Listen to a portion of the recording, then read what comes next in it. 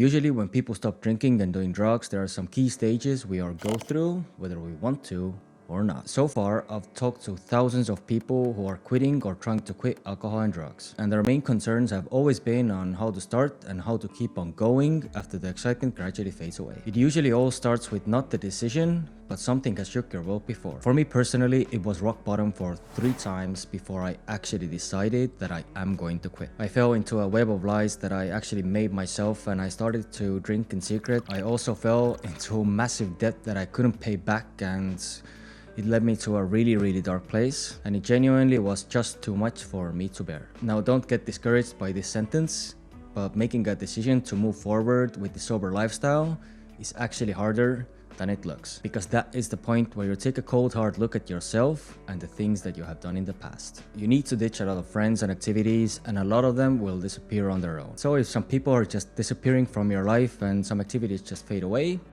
then you're on the right path. And you know that's okay, because they were not your friends to begin with. You will also understand that many activities seem way different than before. Also, making commitments and holding on to relationships actually take effort, and there will always be awkward situations. But trust me when I'm saying this commitment is worth it. So before making the commitment after the decision, you have to have a strategy to move on. I've talked to hundreds of people on my channel who decided they are just going to quit without any plan whatsoever, and usually it takes about 2 months until they relapse. So making a plan or a strategy before quitting is actually a thing that I've never heard anyone else speak about online.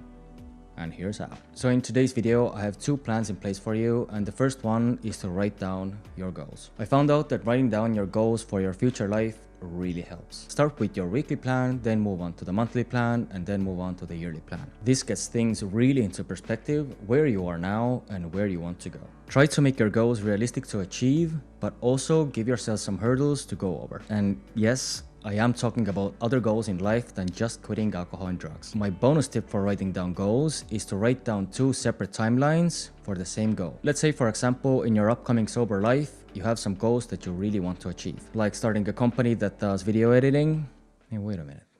That's my dream. Anyways, write down anything that you can think of that you need to achieve to open up this company and what you need to research. Now that you have everything written down in your big categories, aka your big goals, then you can make them into smaller categories, aka your smaller goals, and actually start planning out on how long everything will take to achieve. Now that you have your first timeline done, now write down a second one. Make it lazy and put in some spicy troubles and things that you might not see coming. Or you can see coming because you're writing them down. You get what I mean? We all have our lazier days and days where we are just plainly exhausted. Also, there are always obstacles in our way, so it's pretty good to take them into account. So the second list is actually like a true mind blower. If you fail or something or a task takes longer than you expected, then you were already prepared for it. So it's basically not failing, it's being prepared, because you also wrote down how to handle these obstacles.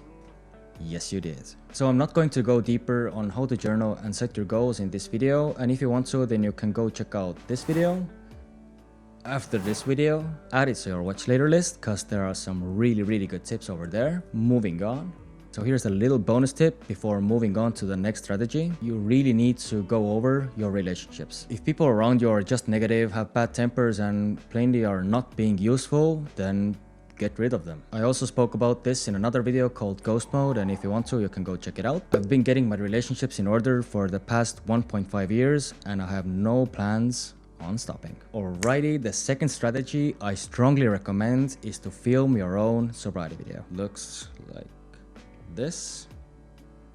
And yes, there is a pan over there. I am going to put it away. The thing with getting sober and staying sober is that you tend to forget the negatives along the way, and you start making compromises with yourself. In other words, if you can't go back and seeing yourself as this vulnerable person that you were, you are being your own trigger in a sense. So the simplest way to get rid of this is to record yourself talking about it, like I'm doing right now. Say everything honestly and speak about whatever comes to your mind. How you started, what relationships affected you, how it advanced, and where you are because of it. And trust me, this is hugely beneficial. I did this video on my channel as well, and it was something like the 2nd or the 3rd one. And damn, it really does hurt to see myself in that state. But from time to time, I go back to it to remind myself where I came from, and where I am going. I'm actually kind of curious where you are watching this from and how you found your way to sobriety. Comment down below, cause I would really like to know. And if you have any questions on how to start or keep on going, ask away.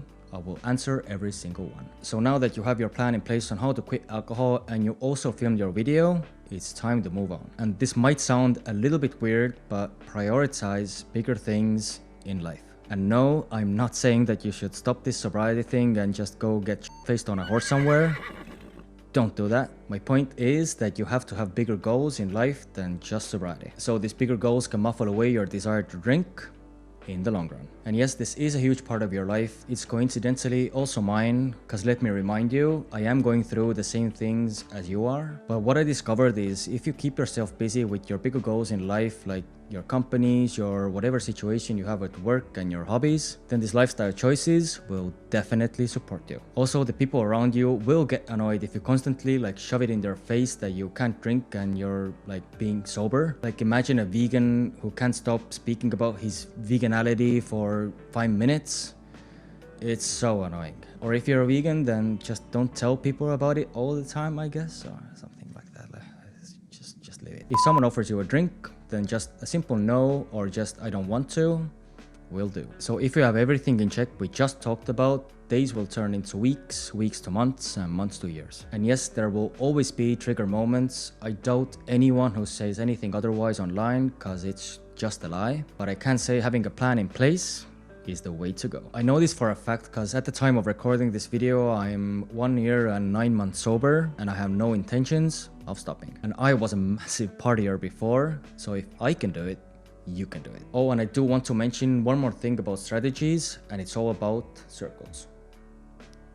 That's not a circle, is it? But if I am going to talk about it in this video, it's going to be way too long, so go check out this video where I really went in depth about social circles and activities that you have to avoid and what you have to do in order to stay sober. So thanks for liking this video. I really appreciate it, and I'll see you in the next one.